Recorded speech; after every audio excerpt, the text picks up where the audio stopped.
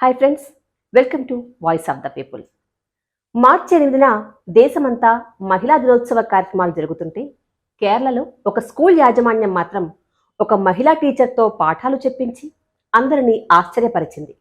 పైగా మనిషి కాని మనిషి మరమనిషితో ఈ ప్రయోగం చేసింది. ఈ రోబో టీచర్ చీరకట్టుతో క్లాస్ రూమ్లో అడుగుపెట్టి పాఠాలు చెప్పింది. పిల్లలకి షేక్ హ్యాండ్ ఇవ్వడం దగ్గర నుండి వాళ్ళడిగే ప్రశ్నలకు వారి వైపే తిరిగి సమాధానాలు చెప్పేదాకా క్లాస్లో టీచర్ పనులన్నీ సమర్థంగా నిర్వహించింది. అటల్ టింకరింగ్ ల్యాబ్ ప్రాజెక్ట్లో భాగంగా మేకర్ ల్యాబ్స్ ఎడ్యుకేట్ సహకారంతో టీచర్ కాని టీచర్ని ఏఐ టెక్నాలజీతో తయారు చేశారు.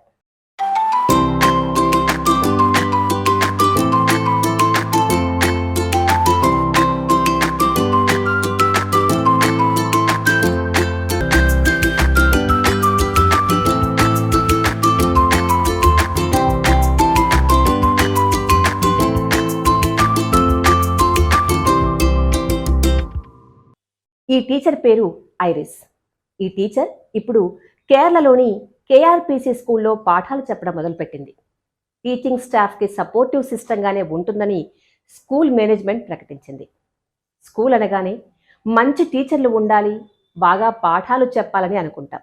కానీ ఇప్పుడు ఏఐ సహకారంతో రూపొందించిన టీచర్లు ఆ పనిని సులువు చేస్తాయనే మాట కూడా వినిపిస్తోంది. ఎందుకంటే ఈ రోబోలకి మనం ఎంత పెద్ద చిప్స్ అమరిస్తే అంత మేధోశక్తితో ఆ పాఠాలు చెప్పగలవు. భవిష్యత్తులో చాలా చోట్ల చాలా స్కూల్స్లో ఇలాంటి టీచర్లు అందుబాటులో కూడా రావచ్చు. ఇంతవరకు బాగానే ఉంది. చదువులు కూడా వ్యాపారంగా మారిన పరిస్థితుల్లో లక్షలకు లక్షలు ఫీజులు వసూలు చేస్తూ ర్యాంకుల కోసం పిల్లల మీద ఒత్తిడిని, తల్లిదండ్రుల మీద ఆర్థిక భారాన్ని పెంచుతున్న స్కూళ్లు రేపటి నుండి ఈ టెక్నాలజీని అందుబాటులోకి తెచ్చుకొని మా స్కూల్లో ఏఐ టీచర్లు కూడా ఉంటారని తమ స్కూల్కి ఉన్న అదనపు ఆకర్షణగా చెప్పుకునే ప్రమాదమూ లేకపోలేదు. అయితే ఈ రోబో టీచర్ అమ్మ పిల్లలు అల్లరి చేస్తే పాఠాలు చెప్పలేదట, హోంవర్క్ చేయమని అడగదట, పనిష్మెంట్ ఇవ్వదట. ఇది పిల్లలందరికీ నచ్చే విషయం. మరి టీచర్లు ఈ ప్రయోగం గురించి ఏమనుకుంటున్నారో వినాల్సి ఉంది. పిల్లలకి టీచర్లకి మధ్య ఉండాల్సిన ప్రేమ లేకుంటే పిల్లలు ఎంతసేపు దృష్టి పెట్టి పాఠాలు వింటారు?